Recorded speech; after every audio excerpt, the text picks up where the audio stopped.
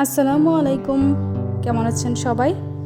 আজকে আমি আপনাদের সাথে শেয়ার করব বাসায় হাতের কাছে থাকা সব উপকরণগুলো দিয়ে কিভাবে মজা করে থাই স্যুপ রান্না করতে পারেন।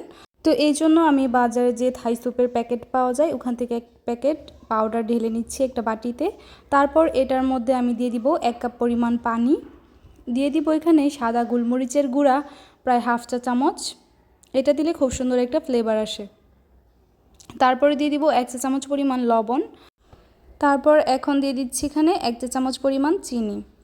সব কিছু মিশিয়ে নিব খুব ভালোভাবে।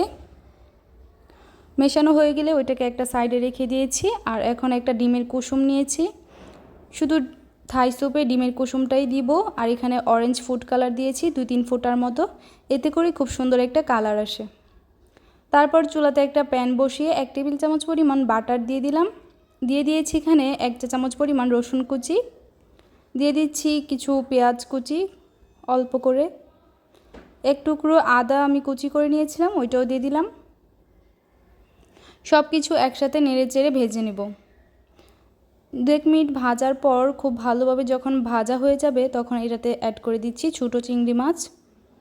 আপনারা চাইলে কিন্তু বড় চিংড়ি মাছ দিতে পারেন, আমার হাতের কাছে ছিল না তাই ছোটো চিংড়ি দিয়েই করছি।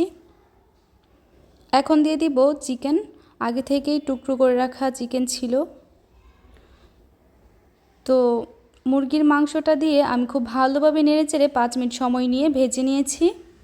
এখন এটাতে দিয়ে দিচ্ছি 2 কাপের মতো পানি। এখন আমি এগুলোকে সেদ্ধ করে নিব, মাংসটা যেন পুরোপুরি সেদ্ধ হয়ে যায়। ঢাকনা দিয়ে ঢেকে প্রায় 7 থেকে 8 মিনিটের জন্য সেদ্ধ করে নিচ্ছি। প্রায় 7 থেকে 8 মিনিট পর এখন ঢাকনাটা খুলে একটু নেড়েচেড়ে দিব।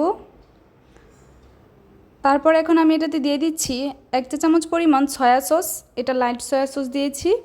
2 চা চামচ পরিমাণ দিয়েছি টমেটো সস, দিয়ে খুব ভালোভাবে মিশিয়ে নিব। ফ্লেভারের জন্য একটা কাঁচামরিচ দিয়েছি, মাঝখান থেকে ফালি করে দিয়েছি। এখন আমি এটাতে অ্যাড করে দিচ্ছি যেই স্যুপের মিশ্রণটা আগে থেকেই রেডি করে রেখে দিয়েছিলাম ওইটা।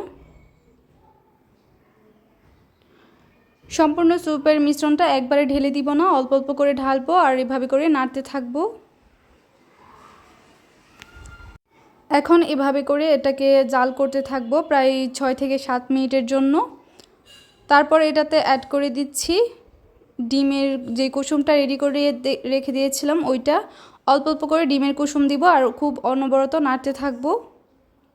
তো এভাবে এটাকে রান্না করে ঘন করে নিব প্রায় আরও 5 থেকে 6 মিনিটের জন্য। দেখতে পাচ্ছেন নাড়তে নাড়তে প্রায় 5 থেকে 6 মিনিট রান্না করার পর এটা কিন্তু অনেকটাই ঘন হয়ে আসছে।